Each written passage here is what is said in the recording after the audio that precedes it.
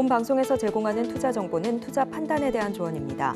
방송에서 제공하는 주식의 가치, 가격 상승 및 하락에 대해서는 방송사에서 보장하지 않습니다.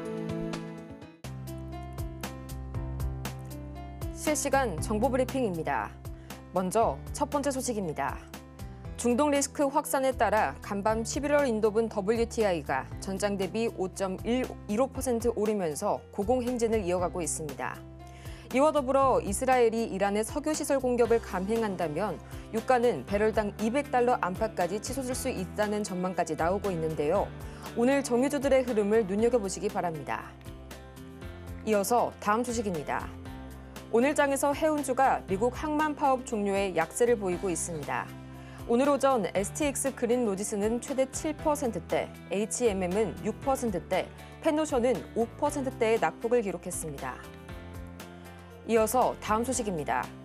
오늘 장에서 고려아연의 주가가 MBK 파트너스가 제시한 공개 매수 가격인 75만 원 선을 넘어섰습니다. MBK와 영풍의 공개 매수 마지막 날인 오늘 MBK가 가격 상향 전략에 나서지 않게 된다면 공개 매수 실패 가능성이 높아지는 한편 가격을 높인다면 기간이 열흘 연장되면서 연장전에 돌입하게 됩니다. 이어서 마지막 소식입니다. 중동발 긴장감에 위험자산으로 분류된 가상자산이 지속적으로 압박을 받고 있습니다. 최근 하락을 이어간 비트코인은 지금 이 시각 8,200만 원대를 횡보하고 있고 이더리움은 3,200만 원 선에 거래 중입니다.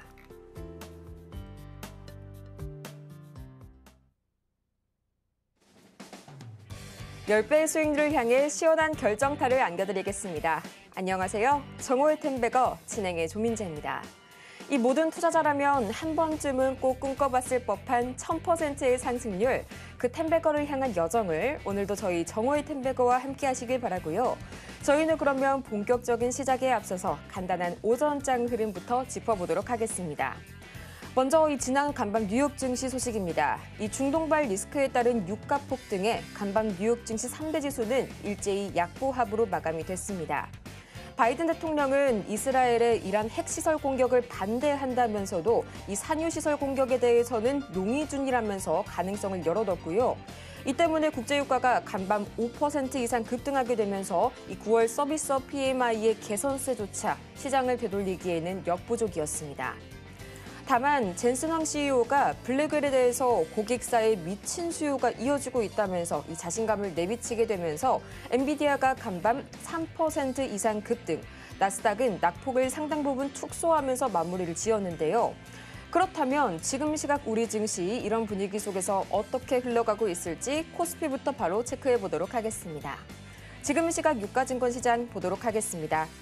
이 전거래일 중동 위기와 그리고 미 항만 파업 등의 악재가 겹치면서 1.2% 이상 내린 코스피. 오늘은 다행히도 0.6%가량 반등 흐름 보여주고 있고요. 아직까지는 2,576선 지나가고 있습니다. 이어서 코스피 수급 동향 보도록 하겠습니다. 이 전거래일 코스피 시장에서는요. 외국인과 기관이 또다시 1조 원이 넘는 매도 행렬을 이어갔는데요. 다행히 장 초반 대비 외국인이 현재 순매수 우위로 돌아서게 되면서 개인과 함께 나란히 동반 매수세 보여주고 있습니다. 이어서 코스닥 보도록 하겠습니다. 이 전거래일 장막판 뒷심이 밀리면서 약보합으로 마감했던 코스닥 시장. 오늘은 이 시총상위 제약바이오 대형주들의 강세에 힘입어서 1.5% 이상 껑충 뛰어 올라주고 있고요. 어느덧 770선을 회복해줬습니다.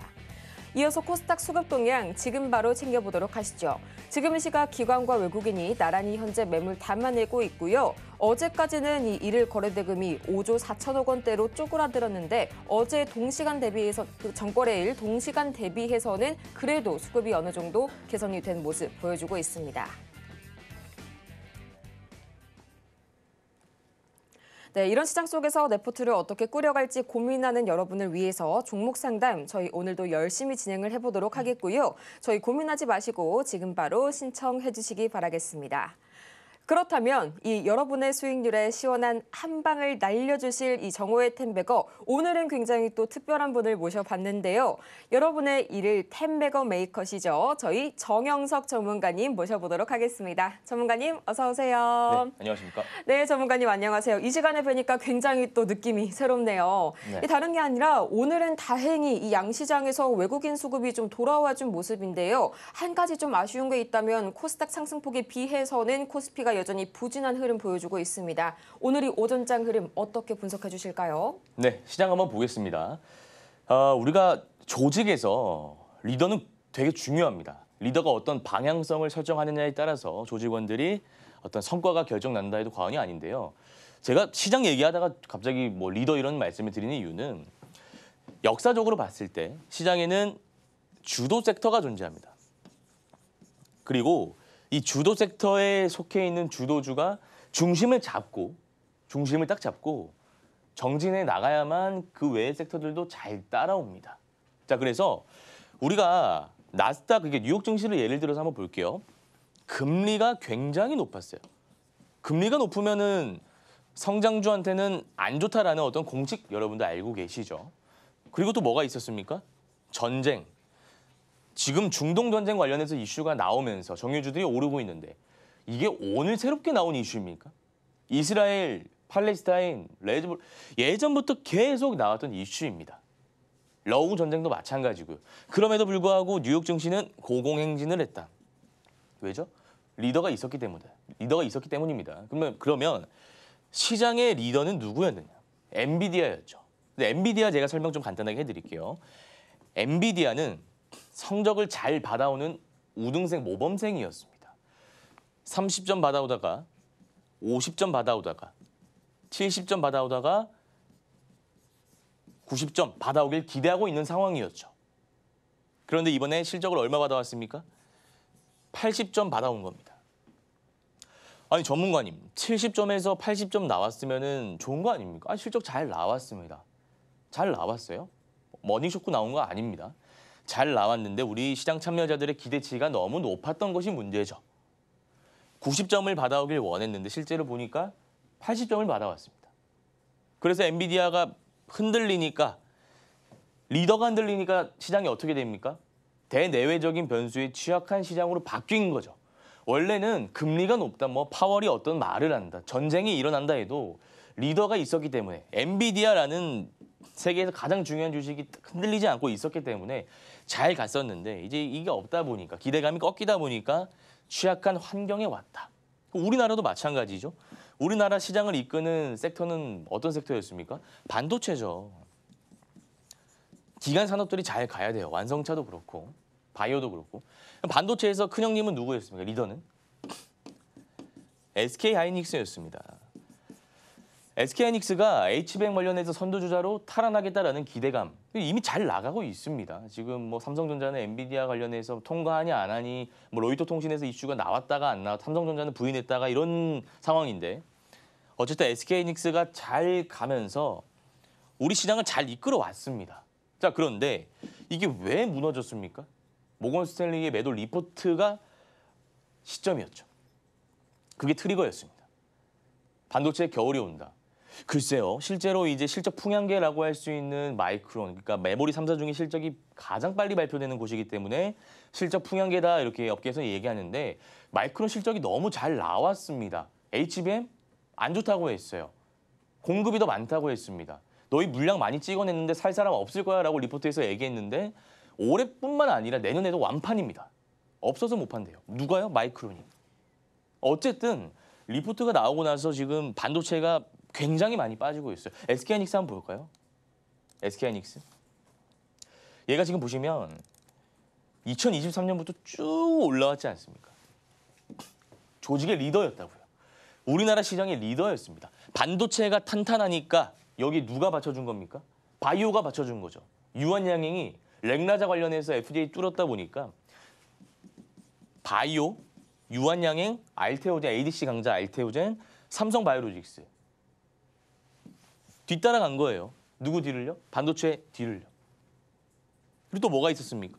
전력 설비도 뭐 좀 일시적으로 눌리긴 했습니다만 어느 정도 수급이 들어왔고, 중간에 화장품도 있었고, 그리고 잘 가주니까 주변에 따라올 수 있었던 것인데 지금 반도체가 7월 11일 고점 찍고 매도 리포트를 기점으로 쭉 빠지다 보니까 이게 시장 중심이 무너진 겁니다. 그래서 앞으로 이런 증시가 지속될 가능성이 높다. 왜? 중요한 섹터인 반도체가 지금 깔아앉고 있으니까요. 저는 증시 비관론자가 아닙니다. 분석을 통해서 말씀드리는 겁니다. 저도 당연히 시장이 좋아졌으면 좋겠어요.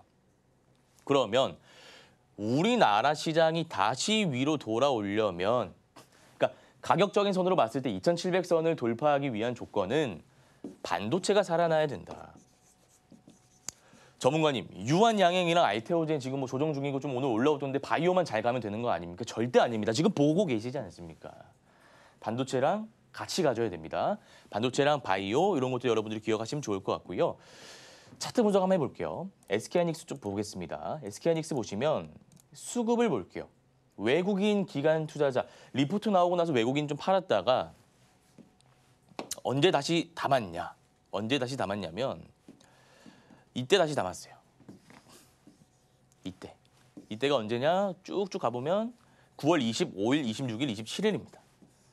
이때 담고 있다가 지금 좀 팔고 있어요.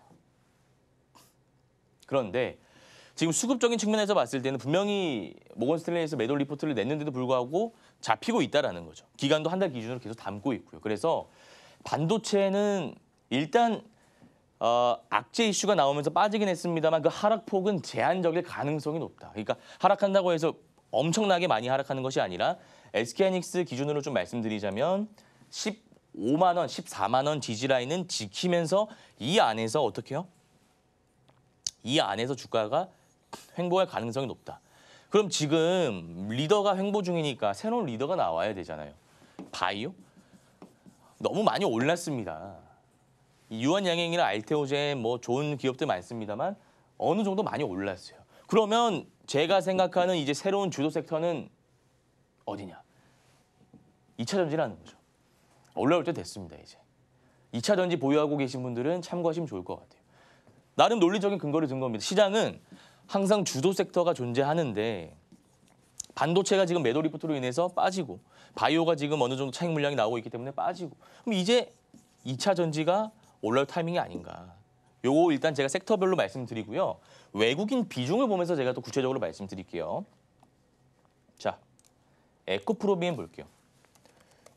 에코프로비엠 보시면 오늘은 좀 빠지고 있습니다. 그런데 여러분들 예전에 보시면 2023년 정확히 2월 1일부터 수급이 들어오면서 에코프로비엠이 얼마까지 갔습니까? 58만 4천 원 갔고요. 에코프로 HM, 포스코홀딩스 2차 전지주는 엄청 많이 올랐습니다. 자, 그러면 이 시세 초입 부근을 알 수 있는 우리가 특징적인 구간이 무엇일까요?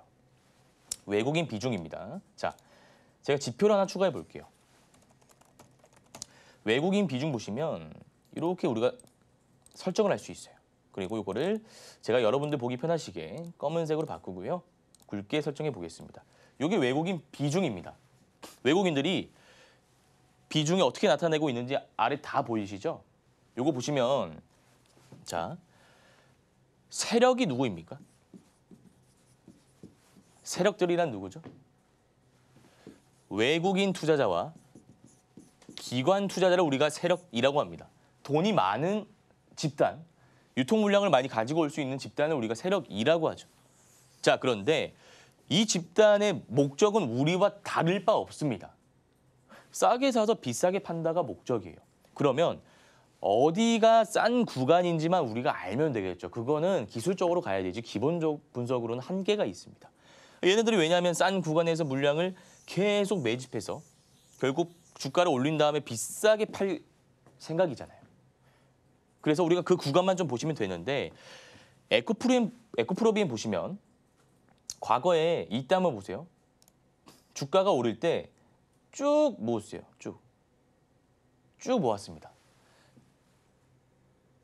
2023년 1월, 2월부터 얘네들이 쭉 모으다가 주가가 이제 올라가기 시작하니까 방송에서 전문가들이 2차 전지 좋다, 배터리 좋다 이런 얘기를 했겠죠. 그리고 개인 투자자들이 레버리지를 쓰면서 쭉쭉 주가가 올라갑니다. 어디까지 갔습니까? 58만 원까지. 근데 지금 외국인 비중은 여기서 올랐다가 빠지고 있죠. 이해하셨습니까? 여기서 오르다가 빠지고 있지 않습니까? 그러니까 이거를 통해서 우리가 알 수 있는 부분은 뭐냐면 외국인과 기관들은 바닥 구간에서 계속 담다가 개인 투자자에게 물량을 넘긴다. 그럼 그때 비중을 보면 이렇게 빠진다라는 것을 우리가 데이터상으로 볼 수 있습니다. 그래서 지금 외국인 비중으로 봤을 때 모으고 있는 단계다. 모으고 있는 단계다라는 좀 말씀을 드리고 싶고요.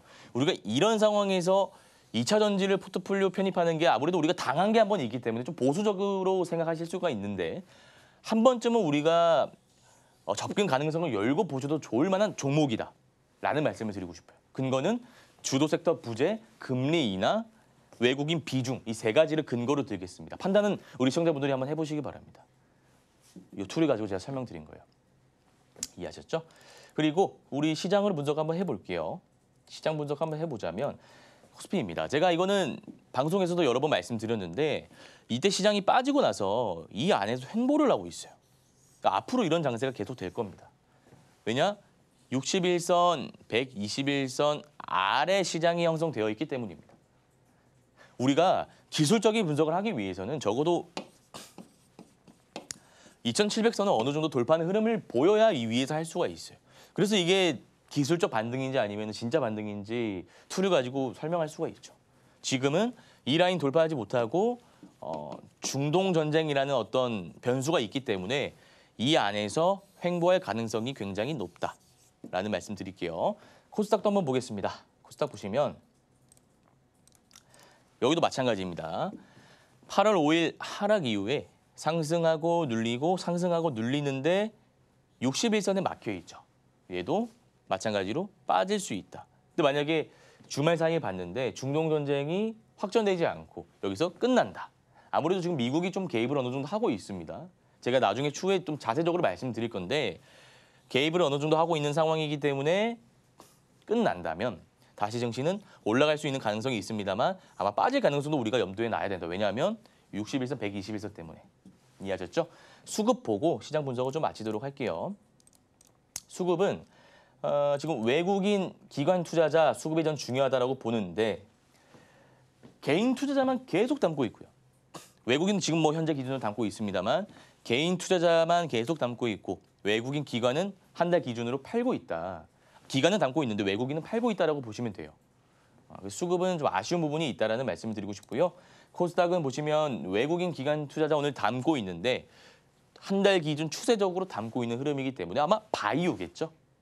바이오. 그래서 이 코스닥을 차라리 지금 보시는 게 좋을 것 같다. 반도체는 이제 하락은 제한적이지만 당분간은 횡보할 가능성이 높기 때문에 바이오 쪽을 보시는 게 낫다. 그래서 제가 한번 오늘장 깔끔하게 한번 정리해 볼게요. 여러 가지 근거를 드렸습니다. 엔비디아라는 어떤 축이 있었기 때문에 금리가 높음에도 불구하고 전쟁이 났는데도 불구하고 반도체 AI 관련주들이 오를 수 있었다. 다만 지금 그 허리 라인이 무너졌기 때문에 시장의 주도 섹터가 부재한 상황 속에서 반도체가 상승 가능성이 제한된 상황 속에서 올라갈 수 있는 두 가지 섹터는 2차 전지와 바이오다. 바이오 섹터가 왜 오를 것이냐 너무 많죠. 근거가. 유한양행 얼마나 좋습니까? 알테오즈 얼마나 좋습니까? 렉나자 미국을 뚫었습니다. 우리나라는 제너릭 시장이잖아요. 복제약품 시장입니다. 그런데 신약을 개발해서 물론 로열티긴 하지만 신약을 개발해서 실적에 개선될 만한 어떤 아웃풋을 냈다라는 것은 우리가 투자자 입장에서 충분히 관심 가지고 볼 만한 섹터다, 종목이다라는 말씀을 드리고 싶고요. 2차 전지는 저도 사실 조심스럽습니다. 지금 이 시점에서 2차 전지 말하는 거 조심스러워요. 이러다가 더 빠지면 어떻게 하겠습니까? 다만 나름대로의 저만의 툴을 가지고 근거를 가지고 말씀드렸던 게 세력들은 싸게 사가지고 비싸게 파는 목적을 가지고 물량을 대거 매집합니다. 근데 우리가 지난 2023년 1월 달 보면 외국인들이 바닥 구간에서 대량 매집을 한 흔적이 포착됐고 그 이후에 주가가 오를 때 개인 투자자에게 물량을 떠넘긴 것도 우리가 봐놨었고 지금 외국인 비중을 보니까 어느 정도 계속 매집 중이잖아요. 그러면 한 달, 두 달, 뭐 시기적으로 우리가 정확히는 알 수 없겠습니다만 어쨌든 물량을 모으면 당연히 팔아야 되는 구간도 우리가 나와야 되기 때문에 우리가 그 시점 보고 2차 전지랑 바이오 섹터 좀 관심 가지고 보시면 될 것 같습니다. 이렇게 해서 오늘 오전장 시황 다 같이 챙겨봤는데요. 지금부터는 오늘 시장의 주요 이슈와 그리고 관련된 탑픽주들 만나보도록 하겠습니다. 이 전문가님, 중동 전쟁으로 뉴욕 증시가 여전히 시끌시끌했던 가운데 또 희소식까지 들려왔었죠. 바로 이 미국 동부 항만 노조 파업이 사흘 만에 극적으로 이 합의가 타결이 됐다는 소식과 함께 전해졌었고요. 또 오늘 우리 시장에서는요, 고려아연이 운명의 날을 맞이했습니다. MBK가 이와 관련해서 영풍정밀의 공개 매수가를 25,000원에서 3만 원으로 올려 잡았다고요? 네, 한번 보겠습니다. 흥구소개부터 한번 살펴볼 건데요. 일단 전쟁에 관련된 이슈를 좀 해보겠습니다. 이스라엘 내에서 여론을 보면 전면전이 확전될 가능성이 있음에도 불구하고 오히려 지지율이 올라가는 현상이 있습니다. 그래서 이 총리의 성격을 봤을 때 이 국가 내에 미사일이 들어왔다는 것은 국가가 묵인하고 갈 수 있는 상황이 아닙니다. 예를 들어서 우리나라 수도가 서울이죠. 근데 우리 수도 서울에 미사일이 날라왔다. 군대 다녀오신 분도 아실 겁니다. 공습경보 울리고 지하철 가고 방공호 가고 난리도 아닐 겁니다. 이스라엘이 지금 그와 같은 상황이다라고 생각하시면 됩니다. 그래서 제가 지난주부터 이 상황은 단발적인 상황이 아니라 어느 정도 지속적으로 나올 가능성이 높은 상황이다라는 말씀을 드렸고, 유가 관련주가 그러니까 WTI 브렌트 가장 많이 반응을 하는 상황이기 때문에 흥구석유라든지 한국석유, 중앙에너비스와 같은 움직임이 가장 먼저 반응할 수밖에 없는 겁니다. 그래서 요거는 단발적 이슈가 아니라 앞으로 나올 이슈이기 때문에 제가 요거 한번 종목 분석해 볼게요. 다만 여러분들이 기억하셔야 될 부분은 그걸 보셔야 돼요. 여기 정치공학적인 우리가 문제도 봐야 되거든요. 무슨 말이냐. 중동 전쟁을 하는데 이게 이스라엘과 이란 간의 문제로 국한될 수 있는 게 아니라 미국이 항상 개입이 되어 있습니다. 그러면 지금 미국 대선을 코앞에 두고 있는데 만약에 이란의 핵 시설이라든지 정유 시설을 타겟으로 공격을 단행한다면 국제 유가가 당연히 올라갈 수밖에 없습니다. 그 구조적으로 공급망에 문제가 생기는 것이기 때문에 국제 유가가 무조건 오를 수밖에 없고요. 국제 유가가 올라가면 미국 내에서 여론도 악화될 가능성이 높기 때문에 해리스 후보에게 지지율이 떨어질 수 있는 환경이 성립되는 겁니다. 그래서 미국이 정치공학적으로 봤을 때 이 이란과 이스라엘 사이에서 어떻게 우리가 접근할 것인가, 제가 물론 예단할 수는 없습니다만 그런 문제를 봤을 때 요게 시세는 어느 정도 제한적일 가능성이 높다. 그래서 우리가 투트랙으로 좀 접근하셔야 돼요. 투트랙으로.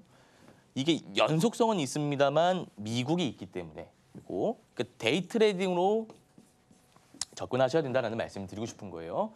데이로 보셔야 되고요. 흥구석에 보시면 지금 중요한 자리를 돌파하고 있는데 얘가 패턴이 어떤 패턴이냐면요. 일봉상으로 보시면 자, 추세가 살아 있습니다. 추세라는 건 제가 지난번에 설명드렸는데 저점,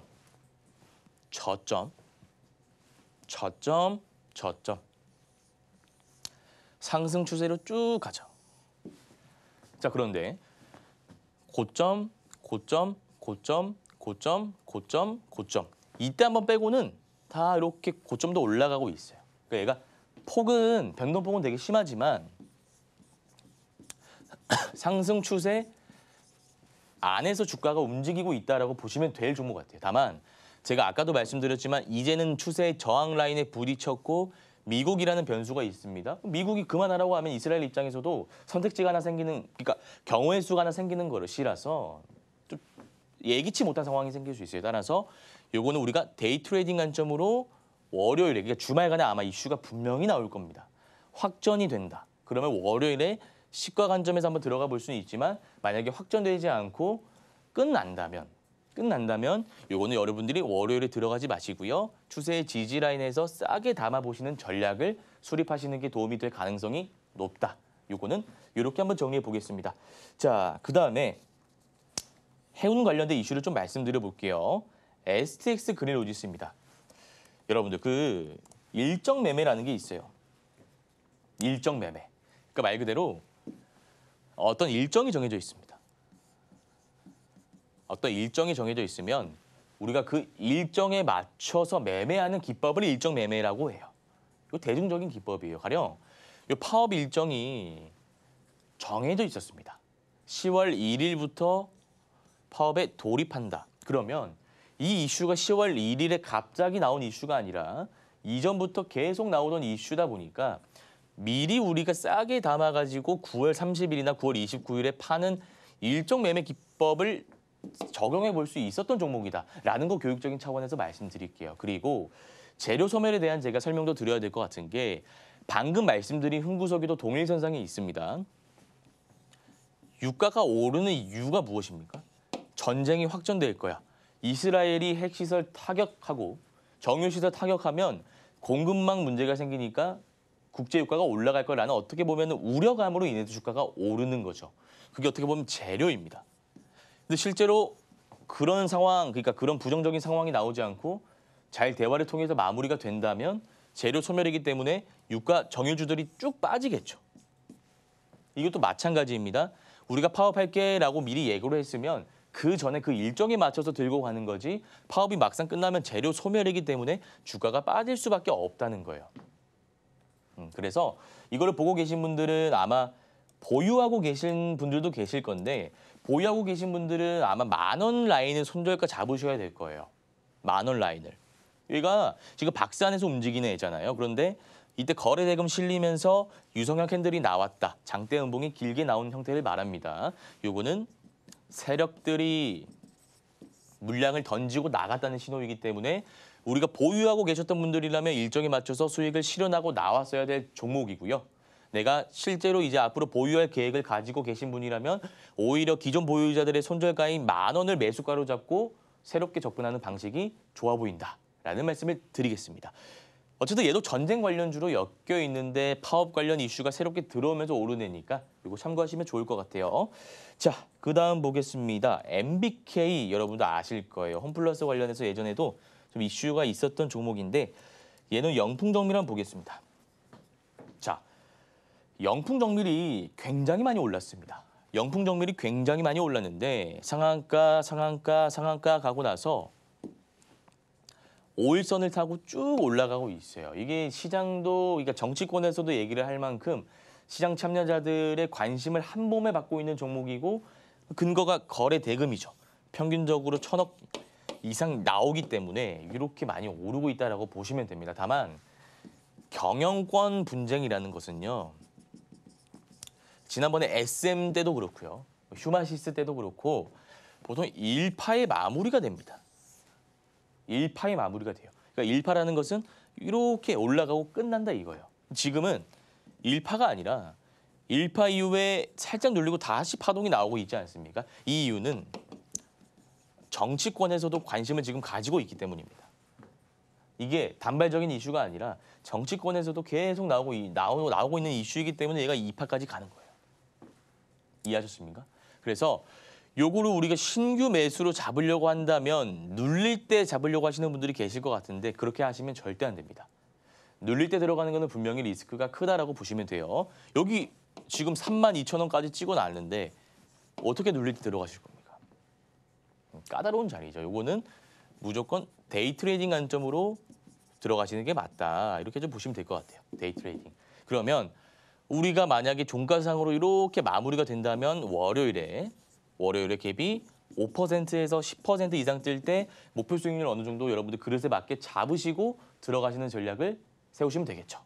그러니까 STX 그린로지스는 잡으려고 하신다면 바닥 구간에서 잡으셔야 되고요. 이 영풍정밀은 데이 트레이딩으로 들어가셔야 됩니다. 자, 그다음 마지막 종목입니다. 조일알루미늄 한번 살펴볼게요. 조일알루미늄 보시면 덤핑, 그러니까 기존 가격 대비해서 싸게 팔았다 이거죠. 무역 용어입니다. 그래서 중국의 철폐를 또 때리고 있는 모습인데 우리나라는 다행으로 3%밖에 안 잡혔어요. 그래서 수혜를 받을 수 있다는 기대감으로 인해서 테마성으로 조일알루미늄, 알맥, PJ메탈 이런 기업들이 좀 오르고 있는데 일단 보시면 요거는 단발성입니다. 요거는 여러분들이 연속적으로 가져갈 이슈가 아니기 때문에 하루 안에 승부를 보셔야 돼요. 길게 가져갈 이슈가 절대 아닙니다. 그래서 뭔가 이제 뉴스가 한번 나오면 계속 나올 이슈가 있어야 되는데 뭐 부가 있다 끝이지 않습니까? 더 나올 이슈가 없기 때문에 이거 단발적으로 보시는 이슈가 맞고요. 거래 대금이 들어오고 있기 때문에 우리가 이것을 윗골이 달린 캔들이다라고 하면 매집봉으로도 볼 수가 있어요. 이때 여러분들 세력들이 기회를 살려가지고 매집하기 위해서 윗골이 달린 캔들을 세웠다라고도 볼 수 있기 때문에 요거는 여러분들이 데이 트레이딩 관점으로 들어가지 마시고요. 들어가려고 하신다면 바닥 구간에서 들어가는 것도 나쁘지 않을 종목이다. 왜냐하면 얘가 좀 횡보를 하고 있잖아요. 8월 5일 이후에 1,450원 저점을 기준으로 이 안에서 횡보를 하고 있는 종목이기 때문에 1,600원 이하에서 여러분들이 바닥 구간에서 매수하시는 것도 좋아 보인다라는 말씀을 드려보겠습니다. 정리 한번 해볼게요. 자, 오늘 4가지 이슈에 대해서 말씀드렸습니다. 전쟁이 쉽게 끝나지는 않을 것 같아요. 아무래도 본토에 미사일이 날라왔기 때문에 총리 입장에서도 새롭게 이제 뭐 공격 시설을 찾고 있을 겁니다. 이번 주말이 관건이다라고 보시면 되고 이번 주말에 어떤 이슈가 나오느냐에 따라서 정유주들, 그다음에 중소형 그 방산 관련주들 이렇게 오를 수 있다는 거 여러분들이 참고하시면 좋을 것 같고요. 그다음에 해운 관련 이슈 보셔야 됩니다. 해운 관련 이슈.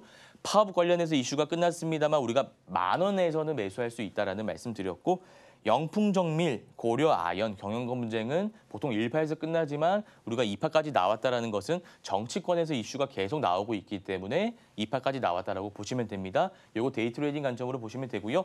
알루미늄 관련주 PJ메탈, 조일알미늄 말씀드렸는데 조일알미늄이 괜찮아 보여요. 다만 단발적인 이슈이기 때문에 우리가 길게 보지는 말고요. 박스권의 지지라인인 1,600원 이하에서 한번 담아보시면 좋을 것 같습니다. 이렇게 해서 오늘 장을 주도했던 이 핵심 이슈들 그리고 관련 탑픽주들까지 만나봤고요. 저희는 이어서 드디어 오늘의 종목 상담 문을 열어보도록 하겠습니다.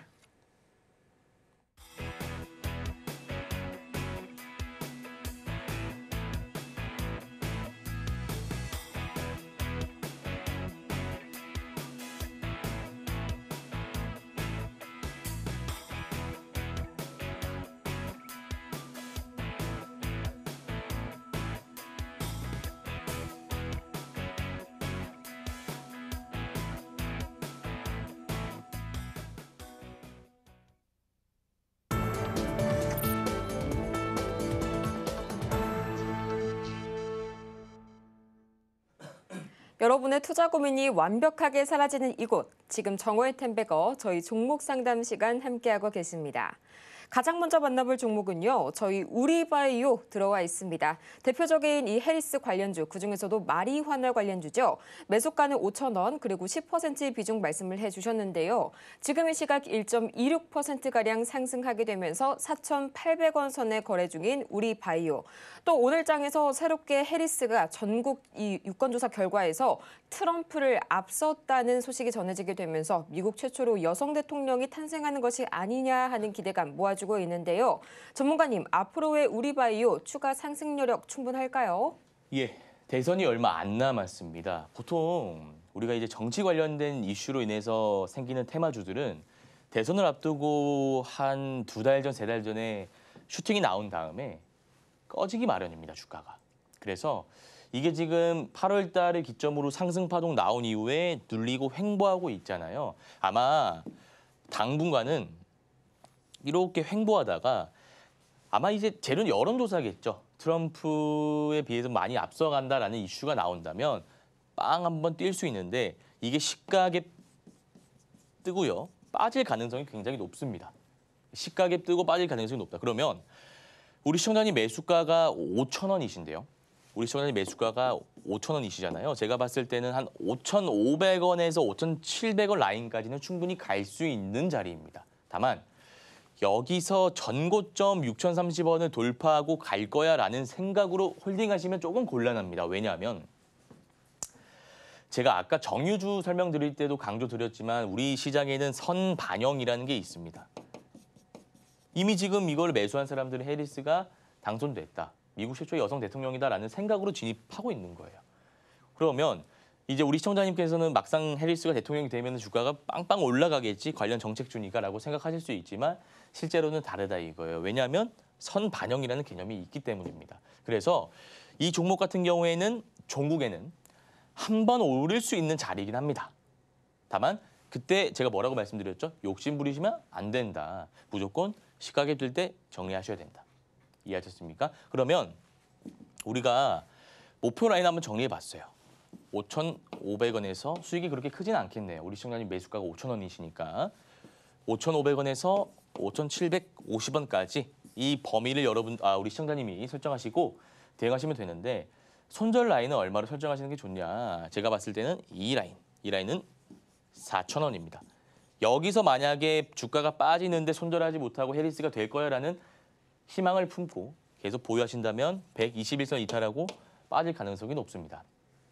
따라서 정리해드리자면 이제 미국 대선이 코앞으로 왔기 때문에 선 반영, 무선 용어죠. 선 반영이 다가오고 있습니다. 요거는 보수적으로 접근하시면 되고요.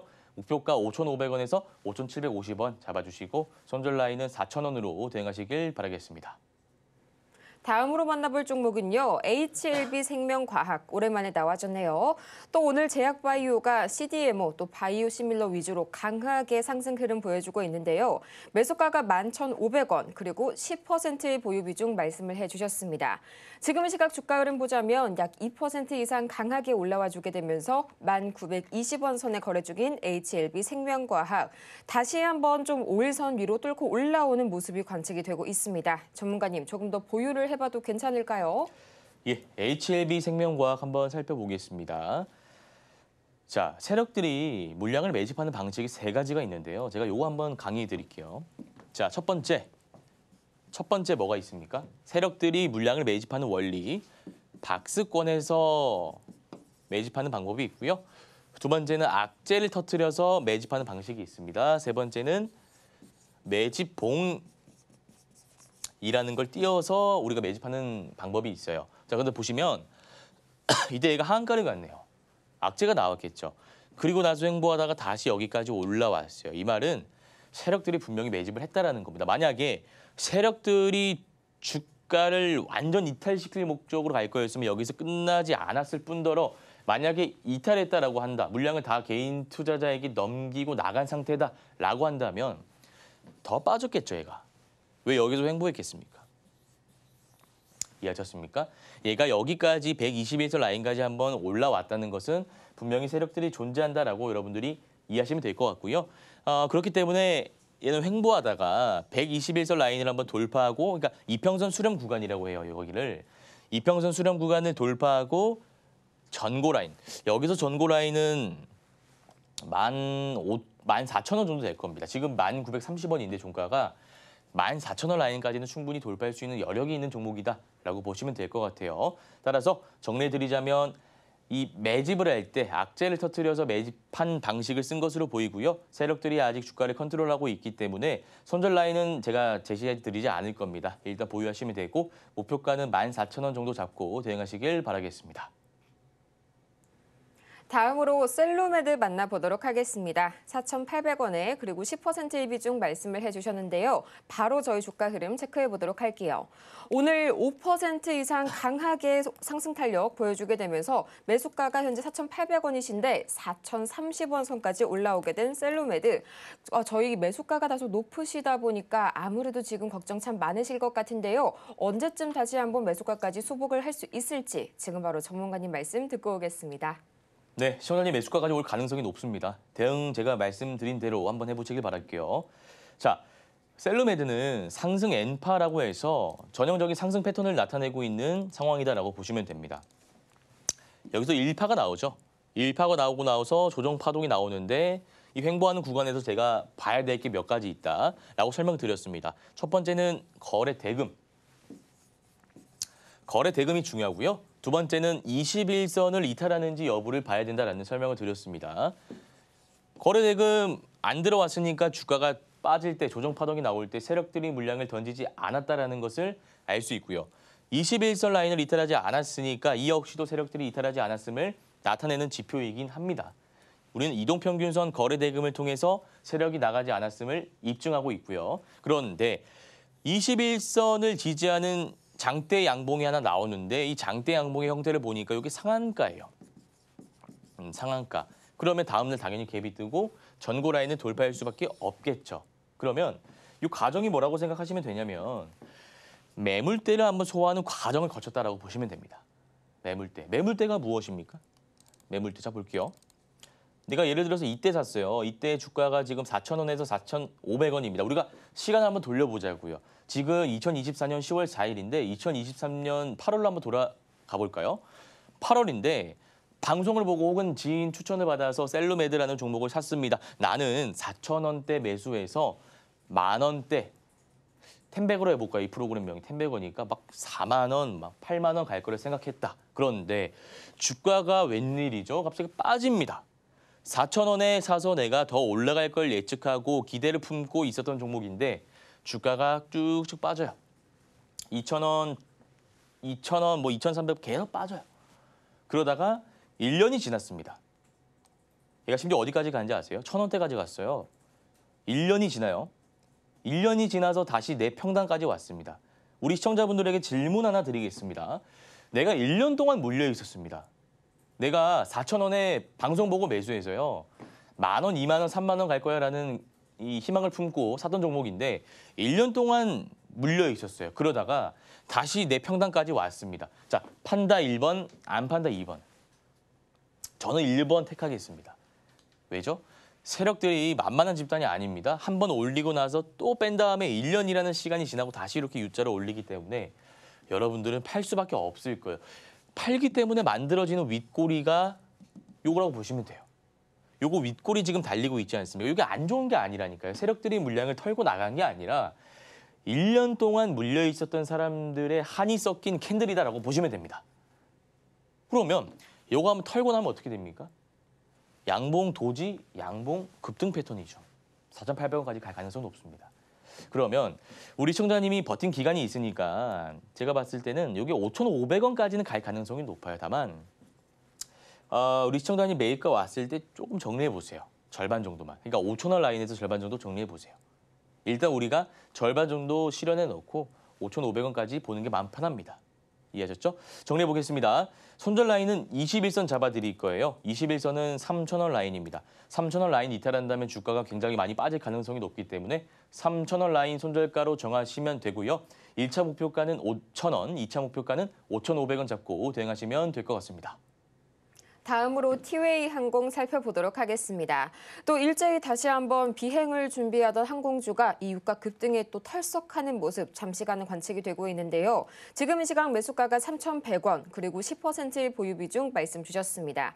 1.22%가량 올라서게 되면서 2,895선에 거래 중인 티웨이 항공. 차트가 전형적인 쌍봉을 그린 다음에 21선 밑으로 내려온 모습까지 관측이 되고 있는데요. 전문가님, 앞으로의 티웨이 항공 어떻게 한번 대응을 해볼까요? 네, 티웨이 항공 한번 살펴보겠습니다. 중요한 자리를 돌파하느냐, 그러면 돌파 이후에 그 자리를 지지하는가 봐야 되고요. 돌파하지 못한다면 왜 돌파하지 못했는가? 왜 돌파하지 못했는가 이유가 있겠죠. 요걸 이제 우리가 용어로 쌍봉이라고 하는데 제가 이 어려운 용어 안 쓰고요. 쉽게 좀 설명드릴게요. 티웨이 항공 전고점 라인이 어디죠? 3,200원, 3,100원, 3,100원 되겠네요. 여기가 중요한 라인이죠. 고점을 한번 찍고 내려왔습니다. 여기까지는 어려운 게 없어요. 주가를 한번 고점 찍고 나서 내려오면서 횡보를 쭉 하다가 길을 모으고 한 1년 정도 길을 모아놨네요. 1년 정도 길을 모으고 주가를 빵 올립니다. 자, 그런데 전고 라인을 여기서 무조건 돌파를 해줘야 되는 자리예요. 근데 돌파하지 못하고 살짝만 돌파해주고 그냥 맛만 보고 빠졌죠. 근데 괜찮습니다. 우리가 돌파해야 될 자리에서 돌파하지 못했다라고 해서 우리가 무조건 매도 타점을 잡는 건 아니에요.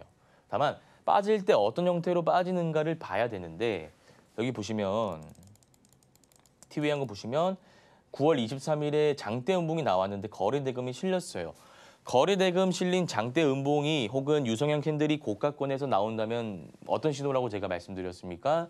유통 물량을 쥐고 있는 세력들, 외국인 기관 투자자의 어떤 이탈 신호다라고 제가 말씀드렸어요. 그래서 제가 다른 것들은 보유하시고 뭐 목표가 잡고 이렇게 말씀을 드렸는데 이거는 정리하시는 게 좋아 보이지 않나. 다만 제가 최후의 보루를 좀 설정해 보겠습니다. 이 티웨이 항공이라는 종목은 이 두 가지, 이 라인을 설정을 좀 했을 때 이 두 지점을 좀 지켜주는 모습을 보이고 있어요. 여기가 가격대가 얼마냐면 2,500원 정도 됩니다. 그래서 우리 시청자님 비중이 10%고 3,100원이시면 추가 매수 조금 해보세요. 추가 매수 조금 해보시고 2,500원 손절 라인으로 잡으시면 될 것 같아요. 추가 매수는 지금 하지 마시고요.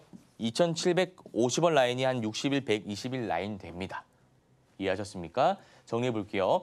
일단 정리를 하는 게 좋은 종목인데 지지라인만 어느 정도 지켜준다면 다시 올라갈 수 있는 여력은 되는 종목이기 때문에 2,750원 10% 추가 매수해 보시고요. 최후의 손절선은 2,500원 잡고 목표가는 3,500원 설정하시고 대응하시길 바라겠습니다. 다음으로는 엑셀 세라퓨틱스, 요즘 굉장히 또 핫한 종목이죠. 7,500원의 10%의 비중 말씀을 해주셨는데요. 지금 이 시각 바로 체크를 해보자면 오늘 6.3% 지금 이 시각 강하게 급등하게 되면서 8,500원 선 지나가고 있습니다. 수익 구간 축하드리고요. 또 오늘 엑셀 세라퓨틱스 VI가 발동이 됐었네요. 오늘만 그런 게 아니라 벌써 한 달 사이에 상한가만 3번을 기록했습니다. 이 오버행 위기를 딛고 다시 한번 반등에 박차를 가하고 있는 엑셀 세라퓨틱스, 과연 지금 정리 타이밍일지 조금 더 가져가 볼지 바로 여쭤보고 올게요. 예, 엑셀 세라퓨틱스 한번 보겠습니다. 이거는 되게 직관적인 차트입니다. 무슨 말이냐면 여기가 저점이고요. 저점이고. 근데 저점들이 올라오면은 우리가 추세 지지라인 그릴 수 있다라고 설명드렸고요. 고점도 올라오고 있습니다. 그럼 이게 변동폭은 그렇게 심하지 않습니다만 상승 추세 안에 있는 종목이다라고 보시면 돼요. 공교롭게도 오늘 추세의 지지라인을 지지해주는 장대 양봉이 나왔기 때문에 우리가 홀딩할 수 있는 근거가 되는 거고요. 자, 그러면 반대로 홀딩할 근거가 21선에서 올라온 장대 양봉이다라고 한다면 매도할 근거는 뭐겠습니까? 21선 추세의 지지라인을 이탈하는 음봉이 나왔을 때 그게 이제 매도할 근거가 되는 캔들이겠죠. 이해하셨습니까? 여기가 가격이 8,000원 라인 정도 됩니다. 요거 라인 잡으시면 되죠. 목표가는 얼마로 잡을까요? 이렇게 올라오고 내리고 올라오고 내리고 올라오고 하면 가격이 11,000원 되겠네요. 되게 간단한 차트입니다. 지금 매수가가 7,500원이시니까요. 일단은 홀딩하시면 되고 손절 라인 8,000원, 그다음에 손절이 아니겠네요. 우리 시청자님이 싸게 담으셨으니까 8,000원 라인 이탈하면 그냥 거기서 정리하시면 됩니다. 익절하시고요. 최종 목표가는 11,000원 잡고 대응하시면 될 것 같습니다. 다음으로는 우리넷 만나보도록 하겠습니다. 이 대표적인 양자통신 암호화 장비 기업이죠. 지금 시각 매수가가 8,000원 그리고 5%의 상승률 말씀을 해주셨습니다. 어제 또 폭발적인 급등이 나와줬었죠. 이 때문에 오늘은 다시 한번 좀 주가 되돌림이 나와주고 있는 상황인데요.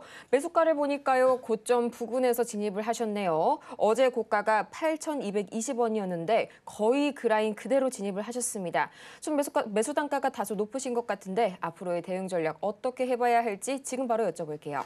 네, 매수 단가가 좀 높습니다만 충분히 8,000원까지는 올라올 수 있는 자리로 보입니다. 다만 우리가 10월 2일 형성되었던 장대 양봉을 보자면 보통 이렇게 상승 N파 형식으로 나오는 장대 양봉 이후에 나오는 캔들이 이 장대 양봉의 종가 라인 위에서 노는 캔들일수록 상승 확률이 높아집니다. 탄력성이 붙게 돼요. 다만 10월 2일 형성되었던 종가 라인은 7,750원 부근인데 음봉이 어떻게 출발했습니까? 오늘? 음봉이 자 이렇게 볼게요. 개파락 출발했습니다. 그러니까 얘 종가 밑에서 출발했다 이거예요. 심지어 올랐는데도 불구하고 윗골이 길게 달리고 지금 종가 밑에서 놀고 있죠. 그럼 얘는 빠질 수 있어요. 다만 이 시가 라인만 이탈하지 않는다면 양 형식으로 올라갈 수 있는 자리이기 때문에 우리가 지금 손절 라인을 타이트하게 잡고 대응할 필요는 없어 보인다. 다만 상승 N파에서 이 파를 이끌었던 시세 초입 부근인 6,500원 라인을 이탈한다면 우리가 정리하시는 게 맞다라는 게 기술적으로는 그렇습니다. 목표가는 지금 우리 시청자님이 매수가가 8,000원이신데요. 여기 탄력을 받으면 9,000원 라인까지는 충분히 갈 수 있는 자리로 보입니다. 따라서 이 우리넷이라는 종목 손절 라인 6,500원 잡으시고요. 목표가는 8,000원으로 대응하시길 바라겠습니다. 다음으로 바이오다인 만나보도록 하겠습니다. 2만 원에 5%의 보유 비중 말씀을 해주셨는데요. 지금 시각 주가 바로 확인을 해보자면요. 현재 바이오다인 약 3% 이상 강세 떼게 되면서 23,200원 선에 거래 중입니다. 이 자궁경부암 진단키트로 유명한 기업이죠. 전문가님, 앞으로의 대응 전략 어떻게 세워볼까요? 네, 바이오다인 로슈와의 이슈 때문에 주가가 지금 많이 오르고 있습니다. 재료 괜찮다라고 제가 아침 방송에서 너무나 많이 말씀드렸던 종목이고요. 우리가 이 매물대라는 거 봤을 때 지금 물려있는 사람들이 없고 다 수익 구간입니다. 매물대라는 게 개인 투자자가 물려있는지 없는지 그것만 여러분들이 보시면 쉽게 이해할 수 있어요. 지금 물려있는 사람들이 어디 있습니까? 10월 4일, 그러니까 오늘 23,950원 꼭대기에 탑승한 분들 말고는 물려있는 사람들이 없어요. 그럼 이런 종목들은 한미반도체도 그렇고 이수페타치스도 그렇고 알테오젠도 그렇고 높다 하지만 더 갑니다. 중요한 건 이제 어디까지 가느냐가 중요한 건데 25,000원까지는 무난하게 갈 수 있지 않을까. 다만 우리 시청자님이 지금 매수가 2만 원 굉장히 잘 잡아 놓으셨고 수익 구간이지 않습니까? 5일선 매매 기법을 적용하셔가지고 대응하시면 됩니다. 5일선은 어디예요? 21,500원이죠. 21,500원 이탈한다면 꺾일 수 있기 때문에 주가가 조금이라도 그때 익절하시는 게 좋다. 이렇게 좀 보여집니다. 정리해 볼게요. 5일선 기법 이용하셔가지고 대응하시면 되고요. 21,500원을 기점으로 정리하시면 되고 만약에 21,500원 이탈하지 않고 쭉쭉 간다면 25,000원 최종 목표가 설정하시고 대응하시길 바라겠습니다. 시간 관계상 오늘의 종목 상담 여기까지 마무리 지어보고요. 정말 아쉽지만 저희는 이만 오늘 여기에서 인사드리도록 하겠습니다. 저희가 준비한 소식은 여기까지이고요. 저희가 방송 중에 제공해드린 투자 정보는 이 투자 판단을 위한 조언일 뿐 해당 종목의 가치와 수익률을 보장하지는 않습니다. 아울러서 저희 서울경제TV는 자본시장통화법을 준수하고 있는데요. 1:1 이 투자 상담이나 유사 수신행위 등 모든 불법 사항 엄중하게 금지하고 있고요. 또 최근 당사를 사칭하는 사례들이 늘고 있습니다. 이 부분 피해보시는 일 없도록 각별히 유의 바라겠습니다. 그럼 저희는 이만 다음 주 이 시간 더 유익하고 알찬 소식으로 다시 한번 여러분을 찾아오도록 하겠습니다. 오늘도 함께해 주신 여러분 고맙습니다.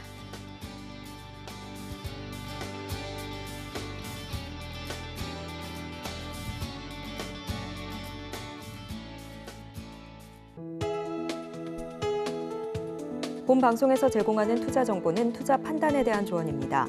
방송에서 제공하는 주식의 가치, 가격 상승 및 하락에 대해서는 방송사에서 보장하지 않습니다.